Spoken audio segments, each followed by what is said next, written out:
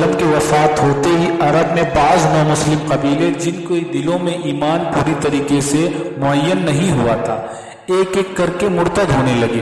یہ وقت اسلام کے لیے بڑا نازک وقت تھا۔ بعض صحابہ اکرام نے حضرت ابوبکر رضی اللہ تعالیٰ عنہ کو مشورہ دیا کہ لشکر اسامہ کی روانگی کچھ دنوں کے لیے روک لی جائے اور پہلے ان مرتدین سے نپٹ لیا جائے، پھر حضرت اسامہ کا لشکر روانہ کیا جائے۔ لیکن حضرت ابوبکر رضی اللہ تعالیٰ عنہ نے اس مشورے کو قبول نہ کیا اور فرمایا میں اس جھنڈے کو نہیں کھول سکتا جو حضور صلی اللہ علیہ وسلم نے خود اپنے مبارک ہاتھوں سے باندھا ہو۔ اس کے بعد کچھ صحابہ اکرام نے حضرت ابوبکر رضی اللہ تعالیٰ عنہ سے عرض کیا یا امیر المومنین، لشکر اسلام کا سردار حضرت اسامہ رضی اللہ تعالیٰ عنہ جو ایک نوعمر اور نا تجربہ کار شخص تھے، ان کو ہٹا کر کسی اور کو سردار بنا دیا جائے۔ آپ نے غصہ ہو کر فرمایا جسے خدا کے رسول نے سردار بنایا ہو مجھے اسے معزول کرنے کا حق نہیں۔ اس کے بعد حضرت ابوبکر رضی اللہ تعالیٰ عنہ نے لشکر اسلام کو روانگی کا حکم دیا اور اسے رخصت کرنے کے لیے خود کچھ دور تک پیدل تشریف لے گئے۔ اس طرح حضرت اسامہ رضی اللہ تعالیٰ عنہ گھوڑے پر سوار تھے اور حضرت ابوبکر رضی اللہ تعالیٰ عنہ ان کے ساتھ پیدل چل رہے تھے۔ حضرت اسامہ رضی اللہ تعالیٰ عنہ نے عرض کیا اے خلیفہ المسلمین، آپ بھی سوار ہو جائیں ورنہ مجھے اجازت دیں کہ میں بھی پیدل ہو جاؤں، یعنی پیدل چلوں۔ حضرت ابوبکر رضی اللہ تعالیٰ عنہ نے جواب دیا خدا کی قسم ان دونوں باتوں میں سے ایک بھی نہیں ہو سکتی۔ کیا حرج ہے کہ میں خدا کے راستے میں تھوڑی دور تک اپنے پیدل نہیں چل سکتا، جبکہ غازی کے ہر قدم کے بدلے 700 نیکیاں لکھی جاتی ہے۔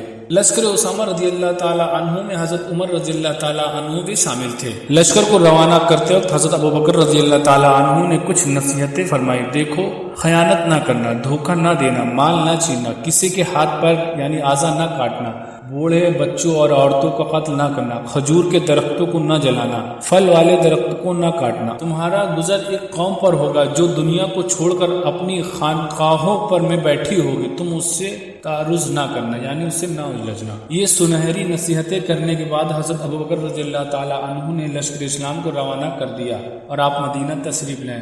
لشکر اسلام 1 ربیع الثانی 11 ہجری کو مدینے سے روانہ ہوا اور شام کے پاس قضا کی بستیوں کا محاصرہ کیا۔ اس کے بعد فتح کا جھنڈا اڑاتے ہوئے واپس آیا۔ شام کا یہ حملہ اسلام کے لیے بڑا مفید ثابت ہوا۔ منافقین اور مرتد لوگ کہنے لگے کہ مسلمانوں کی طاقت میں کوئی کمی نہیں آئی ہے، ورنہ وہ اتنی دور اپنا لشکر لڑنے کے لیے نہ بھیجتے۔ چنانچہ بہت سے مرتد قبیلے ڈر کر خود اسلام میں داخل ہو گئے۔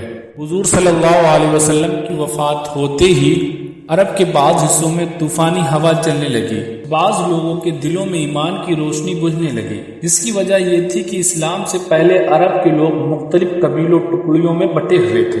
اسلام نے ان ٹکڑوں کو ملا کر ایک ملت بنا دیا تھا، مگر چونکہ وہ برسوں سے اس کے عادی نہ تھے، اس لیے انہوں نے اس نظام کو اپنے لیے ایک بوجھ سمجھا اور اسے نکل توڑ کر بھاگنے کی فکر کرنے لگے۔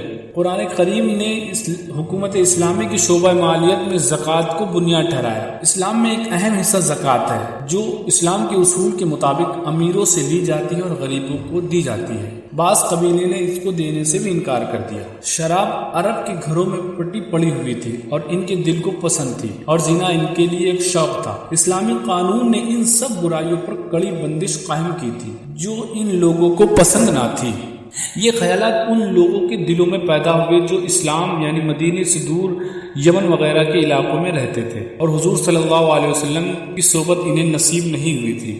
اسلام کی شان و شوکت کو دیکھ کر وہ ایمان لے آئے تھے۔ پھر اس طرح یہ ہوا کہ خدا کے سچے نبی کی کامیابی کو دیکھ کر عرب میں بہت سے جھوٹے نبوت کے دعوے دار پیدا ہو گئے۔ ان کمبختوں نے سوچا کہ نبوت کا دعویٰ بھی دنیا میں ترقی کا ایک اچھا ذریعہ ہو سکتا ہے۔ جن کے دلوں میں ایمان کی روشنی پہلے سے بجھ چکی تھی، وہ ان شیاطین کی جال میں بآسانی سے پھنس گئے۔ اس فتنے کی آگ کو بجھانے کے لیے حضرت ابوبکر رضی اللہ تعالی عنہ نے صحابہ اکرام سے مشورہ کیا، تو بعض صحابہ اکرام نے عرض کیا اے امیر المومنین، وقت بہت نازک ہے، جو لوگ صرف زکوٰۃ ادا کرنے سے ہی انکار کرتے ہیں ان کے ساتھ نرمی کی جائے۔ مگر حضرت ابوبکر رضی اللہ تعالی عنہ نے فرمایا خدا کی قسم، اگر کوئی ایک بکری کا بچہ دینے سے بھی انکار کرتا ہے جو حضور صلی اللہ علیہ وسلم کو دیا جاتا تھا تو میں اس کے خلاف جہاد کروں گا۔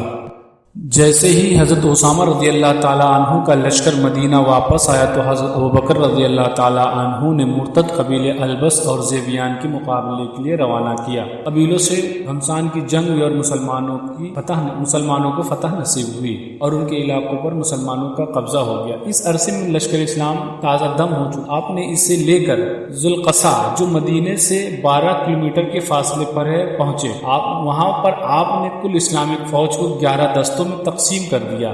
ہر دستے کا الگ الگ سردار مقرر کیا اور اسے ایک جھنڈا دیا۔ یہ 11 سردار اپنے دستوں کے ساتھ عرب کے مختلف حصوں میں روانہ کیے گئے۔ ان 11 سرداروں کے نام یہ ہیں: حضرت خالد بن ولید، حضرت اکرمہ بن اجہل، حضرت سرجیل بن حسنہ، حضرت مہاجرین بن ابی امیہ، حضرت عریفہ بن محسن، حضرت عرفجہ بن سما، حضرت سوید بن مقران، حضرت علمہ بن الحضرمی، حضرت طریفہ بن حاجر، حضرت عمر بن عاص، حضرت خالد بن سعید رضی اللہ تعالیٰ عنہ۔ ان مجاہدین کے روانہ ہونے سے پہلے حضرت ابوبکر رضی اللہ تعالیٰ عنہ نے مرتدین کے نام ایک پیغام بھیجا۔ اس پیغام میں انہیں فتنہ و فساد سے بعد آنے اور اسلام میں دوبارہ داخل ہونے کی دعوت دی اور ان سے وعدہ کیا کہ وہ اگر اس دعوت کو قبول کر لیں گے تو ان سے تعارف نہ کیا جائے گا۔ پھر آپ نے فوج کے سپہ سالاروں کے نام ایک حکم جاری کیا: مجاہد اسلام کو ہدایت کرتا ہوں کہ وہ ہر حال میں خدا سے ڈرے، حکم خداوندی کی تعمیل کی پوری کوشش کرے۔ جو لوگ اسلام سے نکل کر شیطان کی جال میں پھنس گئے ان کے ساتھ جہاد کریں، لیکن تلوار اٹھانے سے پہلے انہیں اسلام کا پیغام پہنچائیں، ان سے محبت سے بات کریں۔ اگر وہ اسلام قبول کر لیں تو فوراً ہاتھ روک لیں، لیکن اگر انکار کرے تو ان پر حملہ کر دیں یہاں تک کہ وہ کفر سے باز آ جائیں۔ مرتدین جب دوبارہ داخل اسلام ہو جائیں تو اسلامک فوج کا سردار انہیں اسلام کے حقوق سے آگاہ کرے۔ امیر لشکر اپنے ساتھیوں کو جلد بازی اور فساد سے روکے، دشمنوں کی بستیوں میں اچانک اندھا دھند نہ گھسا جائے، خوب دیکھ بھال کر حملہ کیا جائے، ایسا نہ ہو کہ مسلمانوں کو نقصان پہنچ جائے۔ سردار فوج کو اپنے ماتحتوں یعنی سپاہیوں کے ساتھ نرمی کا برتاؤ کرے اور ان کی دیکھ بھال رکھے، ان کے ساتھ اچھی طرح پیش آئیں اور گفتگو میں نرمی اختیار کریں۔ اس کے بعد اسلامک فوج کے دستے اپنے تجربہ کار سرداروں کی رہنمائی میں عرب کے مختلف حصوں میں روانہ ہو گئے۔ قبیلہ بنی اسد میں ایک شخص طلحیہ تھا، اس کے دماغ میں بھی نبوت کا بخار چڑھا، چنانچہ اس نے اپنی قوم میں نبوت کا دعویٰ کر دیا۔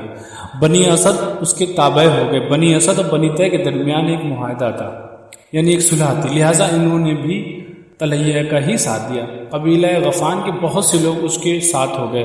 طلحیہ نے ان سب کو ملا کر ایک بڑا لشکر تیار کر کے برزخ ندی پر پڑاؤ ڈالا۔ ادھر حضرت خالد بن ولید رضی اللہ تعالیٰ عنہ طلحیہ کے مقابلے کے لیے روانہ ہوئے۔ عدی بن حاتم طائی جو قبیلہ بنی طے کے سرداروں میں شمار ہوتے تھے، اس زمانے میں مدینے میں تشریف فرما تھے۔ انہوں نے حضرت ابوبکر رضی اللہ تعالیٰ عنہ سے عرض کیا کہ مجھے اجازت دیجیے کہ میں اپنے قبیلوں کو سمجھا کر اس فتنے سے نکال لوں۔ حضرت ابوبکر رضی اللہ تعالیٰ عنہ نے اجازت دے دی اور عدی کی کوشش سے ان کے قبیلے کے بہت سے آدمی طلحیہ سے الگ ہو گئے۔ پھر یہی کوشش انہوں نے دوسرے قبیلوں کے ساتھ بھی اور یہاں بھی کامیابی ملی۔ اب حضرت خالد بن ولید اپنی فوج کو لے کر چشمہ برزخ پر پہنچے اور طلحیہ کے لشکر کے ساتھ زبردست مقابلہ ہوا۔ جب طلحیہ کے لشکر پر شکست کے آثار نظر آنے لگے تو قبیلہ بنو غفان کا ایک سردار عینیہ تھا جو طلحیہ کا مددگار تھا، اس کے پاس آیا۔ طلحیہ اس وقت چادر لپیٹے تھا اور اس طرح بیٹھا تھا جیسے اس پر کوئی وحی نازل ہو رہی ہو۔ عینیہ نے پوچھا، کہیں کوئی جبریل پیغام لائے ہیں؟ طلحیہ بولا۔ طلحیہ نے ایک مقول سنایا جس کا مطلب یہ تھا کہ آخر میں فتح ہماری ہی ہوگی۔ عینیہ نے کہا، ایک شخص تو کذاب نظر آتا اور پھر اپنے آدمیوں کو لے کر اس کے لشکر سے الگ ہو گیا۔ جب طلحیہ نے دیکھا کہ شکست لازمی ہے تو اپنی بیوی اور بچوں کو لے کر ملک شام کی طرف بھاگ گیا اور بعد میں کفر سے توبہ کر کے دوبارہ داخل اسلام ہوا۔ طلحیہ نے اس کے بعد فتوحات عراق کے موقع پر بہت بہادری دکھائی اور اپنے گناہوں کا کفارہ ادا کرنے کی کوشش کی۔ مالک بن نمیرہ کا قتل۔ حضور صلی اللہ علیہ وسلم نے بنی تمیم میں 5 امیر مقرر فرمائے تھے۔ جب حضور صلی اللہ علیہ وسلم کی وفات ہوئی تو ان میں سے بعض مرتد ہو گئے اور بعض اسلام پر قائم رہے۔ مرتد ہونے والوں میں مالک بن نمیرہ بھی تھا۔ اس نے زکوٰۃ روک لی اور قبیلے کے مسلمانوں کے ساتھ جنگ شروع کر دی۔ بنی تمیم میں ابھی خانہ جنگی ہو ہی رہی تھی کہ بنی تغلب کی ایک عورت شجاع ادھر سے گزری۔ یہ عورت پہلے نصرانی تھی، حضور کی وصال کے بعد اس پر بھی نبوت کا جنون سوار ہوا اور عرب کے بہت سے لوگ اس کے ساتھ ہو گئے۔ یہ عورت اپنے ساتھیوں کو لے کر مدینے پر حملہ کرنے کے ارادے سے نکلی۔ راستے میں بنی تمیم کی بستیوں سے اس کا گزر ہوا تو اس نے مالک بن نویرہ کے پاس دوستی کا پیغام بھیجا۔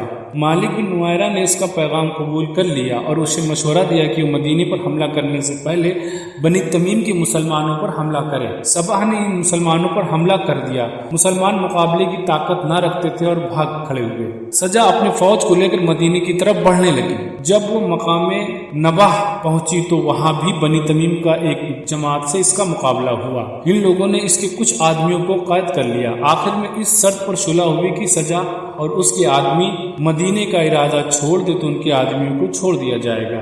سجا نے ان کی شرط مان لی اور واپس چلی گئی۔ اس دوران بنی تمیم کے سرداروں کو خدا نے ہدایت دی اور انہیں دوبارہ اسلام قبول کر لیا، مگر مالک بن نمیرہ ابھی کوئی فیصلہ نہ کر سکا تھا۔ اس نے اپنے ساتھیوں کو لے کر مقام بطح میں پڑاؤ ڈال دیا۔ حضرت خالد بن ولید جب تلحیہ کے مقابلے سے فارغ ہوئے تو انہوں نے مالک بن نمیرہ کا مقابلہ کرنے کا ارادہ کیا۔ مالک بن نمیرہ نے اپنے ساتھیوں کو منتشر کر دی، یعنی الگ الگ کر دیا۔ حضرت خالد بن ولید نے اپنے آدمیوں کو بھیج کر مالک بن نمیرہ اور اس کے ساتھیوں کو گرفتار کر لیا۔ قبیلہ بنی حنیفہ کا ایک قافلہ حضور صلی اللہ علیہ وسلم کی خدمت میں اسلام قبول کرنے کے لیے حاضر ہوا۔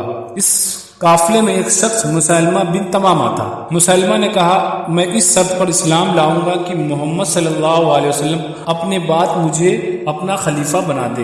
حضور صلی اللہ علیہ وسلم کے ہاتھ میں اس وقت کھجور کی ایک ٹہنی تھی۔ آپ نے فرمایا، اگر تو اسلام کے بدلے میں ایک کھجور کی ٹہنی مجھ سے مانگے تو میں نہ دوں گا۔ میں یہ دیکھ رہا ہوں تو وہی کذاب ہے جس سے متعلق مجھے خواب میں پہلے ہی خبر دی جا چکی ہے۔ اس طرح جب مسلمہ مایوس ہو کر اپنے وطن یمامہ لوٹا اور آخر میں حضور صلی اللہ علیہ وسلم کی بیماری کی خبر سنی تو نبوت کا دعویٰ کر دیا اور کہا کہ میں نبوت میں محمد کا شریک بنا دیا گیا ہوں۔ پھر اس نے حضور صلی اللہ علیہ وسلم کی خدمت میں ایک خط بھیجا جس کا مضمون یہ تھا، مسلمہ رسول اللہ کی طرف سے محمد رسول اللہ کے نام، سلام علیکم، میں نبوت میں آپ کے ساتھ شریک کر دیا گیا ہوں، لہٰذا آدھی دنیا آپ کی اور آدھی میری ہے، لیکن مجھے آپ سے عذاب کی امید نہیں۔ حضور صلی اللہ علیہ وسلم نے اس کے خط کا یہ جواب دیا، زمین خدا کی اور بندوں میں سے وہ جسے چاہتا ہے زمین کا وارث بناتا ہے۔ حضرت ابوبکر رضی اللہ تعالی عنہ نے اکرمہ بن اجہل کو مسلمہ قذاب کے مقابلے کے لیے روانہ کیا اور سرجیل بن حسنہ کو ان کے پیچھے ان کی مدد کے لیے بھیجا۔ انہیں حکم دیا کہ سرجیل کا انتظار کریں۔ اکرمہ نے کامیابی کا صحرا تن تنہا اپنے سر باندھنے کی کوشش کی اور سرجیل کا انتظار کیے بغیر مسلمہ پر حملہ کر دیا اور شکست کھائی۔ حضرت ابوبکر رضی اللہ تعالی عنہ کو جب اس واقعے کی خبر ہوئی تو بہت ناراض ہوئے۔ حضرت خالد بن ولید اس وقت تک بنی تمیم کے مقابلے سے فارغ ہو چکے تھے۔ انہیں مسلمہ کی سرکوبی کے لیے روانہ کیا اور سرجیل کو حکم دیا کہ وہ ان کا انتظار کرے۔ مسلمہ کو جب حضرت خالد بن ولید رضی اللہ تعالی عنہ کے پہنچنے کی خبر ملی تو اپنے عظیم الشان لشکر، جن کی تعداد 40,000 کے اوپر تھی، ان کو لے کر مقابلے کے لیے نکلا۔ دونوں طرف کے لشکر آمنے سامنے ہوئے اور لڑائی شروع ہو گئی۔ شروع میں مسلمانوں پر شکست کے آثار ظاہر ہونے لگے تھے اور مسلمہ کے آدمی حضرت خالد بن ولید کے خیموں تک پہنچ گئے تھے، لیکن حضرت خالد بن ولید نے سنبھل کر حملہ کیا اور دور دور تک مسلمہ کے آدمیوں کو ڈھکیلتے چلے گئے۔ اس کی فوج میں بھگدڑ مچ گئی اور بری طرح شکست کھائی۔ مسلمہ اپنے کچھ آدمیوں کو لے کر ایک باغ میں چھپ گیا اور اس کے دروازے بند کرا دیے۔ مسلمانوں نے اس کے باغ کو چاروں طرف سے گھیر لیا۔ ایک بہادر انصاری حضرت برا بن مالک نے کہا، مجھے باغ کے اندر پھینک دو، چنانچہ اور مسلمانوں نے انہیں اچھال کر باغ کے اندر پھینک دیا۔ انہوں نے تنہا مسلمہ کے پہرے داروں کو قتل کر کے اس باغ کا دروازہ کھول دیا۔ اب مسلمان اندر گھس گئے اور مسلمہ کے ساتھیوں کو موت کے گھاٹ اتارنا شروع کر دیا۔ خود مسلمہ بھی موت کے گھاٹ اتار دیا گیا۔ مسلمہ کے قتل کرنے والوں میں حضرت حمزہ کے قاتل وحشی بھی شریک تھا۔ گویا اس طرح انہوں نے اپنی گناہ کا کفارہ